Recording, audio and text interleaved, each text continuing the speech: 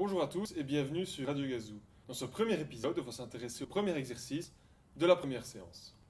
Alors, qu'est-ce qu'on nous dit? On dit qu'on lance un caillou d'une falaise de 100 mètres de hauteur avec une vitesse initiale de 25 mètres par seconde et selon un angle de projection de 53 degrés par rapport à l'horizontale. On nous dit aussi qu'on néglige la friction avec l'air. La première chose à faire dans tous les exercices, c'est d'office de faire un dessin. Ça nous permettra de bien nous représenter la situation et de représenter les données dans cette situation dont on dispose. Alors, si je dessine, on me dit que j'ai une falaise de 100 mètres de hauteur, 100 mètres, et que depuis le haut de cette falaise, je lance un caillou avec une vitesse initiale V0, dont le module est 25 mètres par seconde. Donc, lance mon caillou et hop, il a une trajectoire et il retombe sur le sol. Ça, c'est les données dont je dispose. Mais un truc qui peut être bien de faire au début de chaque exercice, c'est, avec les données brutes, extraire les trucs qui pourraient nous être utiles plus tard dans l'exercice. Par exemple, ici, comme je connais le module de ma force et aussi son inclinaison, parce qu'effectivement, on me dit qu'il y a une inclinaison de θ égale 53 degrés par rapport à l'horizontale, eh bien, je peux déjà calculer les composantes verticales et horizontales de ma vitesse initiale. Ici, V0x égale V0 cos θ,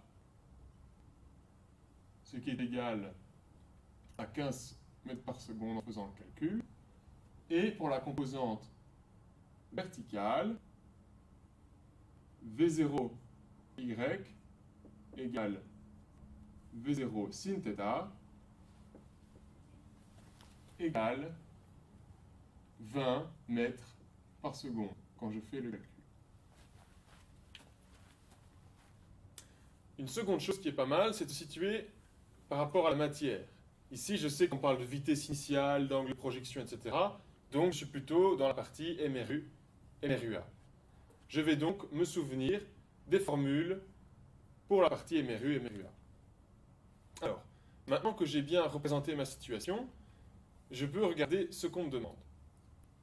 Pour le premier point, on me demande de calculer le temps qui s'écoule avant que mon caillou n'atteigne le sol. Comme on peut le voir sur la trajectoire ici, effectivement, mon caillou va finir par tomber. Et donc, quand il atteint le sol, il a une position en Y qui est de 0.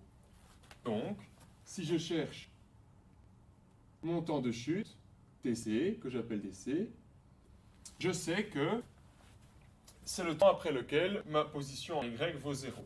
Je peux donc écrire 0 égale, alors Y0 c'est 100, on part de 100, plus la vitesse initiale en Y, V0 sin θ fois TC, moins G demi TC au carré. Et là, je me retrouve avec une équation à une inconnue, mais une équation du second degré.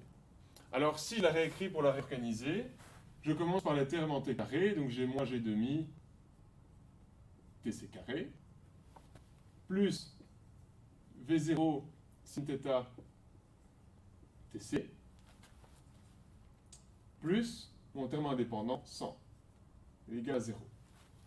Si j'appelle le terme qui multiplie les t carrés, les tc carrés A, celui qui multiplie les tc B, et le terme indépendant, c'est-à-dire qu'il ne multiplie rien, C, eh bien je sais que ma solution, mon temps de chute, il est donné par moins B, plus ou moins, j'ai donc deux possibilités, racine de B carré moins 4AC, le tout divisé par 2 fois A. Et ceci, ça me donne deux options possibles, donc, tout d'abord, moins 3 secondes en arrondissant, et 7 secondes en arrondissant. Or, vous vous en doutez bien, un temps négatif est physiquement incohérent, et je peux, d'emblée, exclure la solution moins 3. J'obtiens donc que mon temps de chute, TC, est de 7 secondes. Alors, maintenant, je peux m'intéresser au deuxième point de l'énoncé. On me demande de calculer la hauteur maximale. Alors, si je regarde ma cloche, c'est-à-dire la trajectoire supposée approximative de mon caillou, la hauteur maximale, ça va être le sommet de la cloche. Et je vais appeler cette hauteur maximale YM. Et cette hauteur maximale, elle sera atteinte après un certain temps de parcours que je vais appeler TM. Et en fait, à quoi elle correspond ma hauteur maximale? Eh bien, elle correspond au moment où ma vitesse en Y devient nulle. C'est-à-dire, je commence à atteindre mon point maximum, ma vitesse devient nulle, et puis seulement après, ma vitesse commence à devenir négative, ma vitesse en Y, et le caillou redescend. Je peux donc écrire, sur base des équations pour la vitesse, que la... je suis bien d'accord, je cherche YM.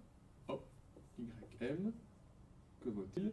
Eh bien, je peux écrire avec mes équations de la vitesse que ma vitesse en Y au temps Tm, elle vaut 0. Donc j'ai 0 égale V0 Y, donc V0 sin θ,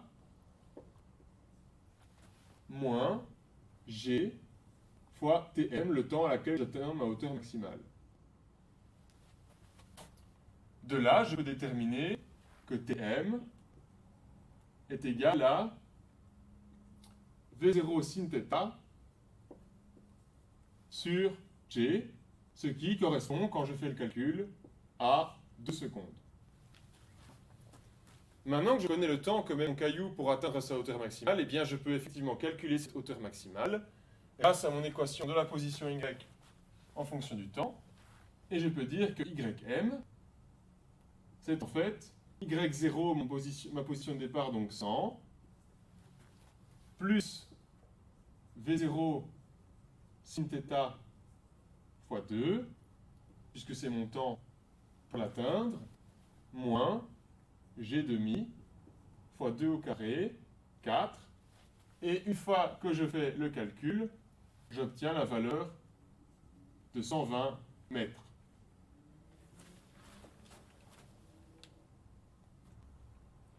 Ensuite, je passe au troisième point. À ce troisième point, on me demande de calculer la portée horizontale. À quoi ça correspond? Eh bien, c'est simplement la distance en x que va parcourir mon caillou. Si je veux me situer sur mon dessin, eh bien, au point de chute, c'est la distance en x ici que j'aurai parcouru. Mon point se situe en xm, qu'il aura parcouru après un certain temps, le temps de chute qu'on a déjà calculé, tc. Donc, je sais que ce point sera atteint après un temps de 7 secondes, et je me base sur mon équation de la position en x pour écrire que xm sera égal à, eh bien, x0, c'est-à-dire 0, plus la vitesse initiale en x, v0 cos θ, fois le temps de chute, fois 7, ce qui me donne, après calcul, une valeur de 105 mètres.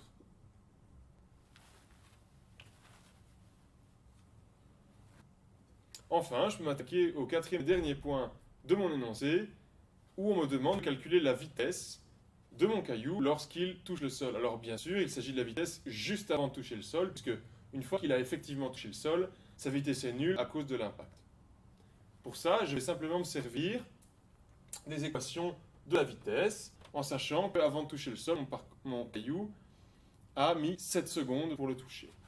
Donc si je cherche la vitesse finale, Vf, le vecteur, pas simplement le module, eh bien, je vais regarder les composantes. Si je cherche sa composante en x, Vfx, eh bien je sais que, grâce à mon équation de la vitesse, ce sera simplement V0x, parce que je n'ai pas d'accélération x, ce qui correspond à 15 mètres par seconde.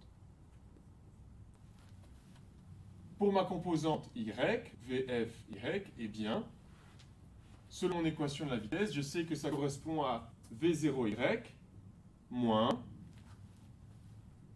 G fois le temps de chute, c'est-à-dire 7 secondes, et en faisant le calcul, connaissant la valeur de V0y, j'obtiens moins 50 mètres par seconde. Du coup, je peux noter mon vecteur de vitesse finale comme étant ici, 15, moins 50, dans mon système de coordonnées XY. Et je peux calculer son module simplement en faisant la racine carrée de la somme des carrés de ses composantes. 15 au carré plus 50 au carré. 50 et pas moins 50 parce que quand je mets au carré, le moins disparaît, il ne change rien. Ce qui obtient finalement 52,1 mètres par seconde en arrondissant.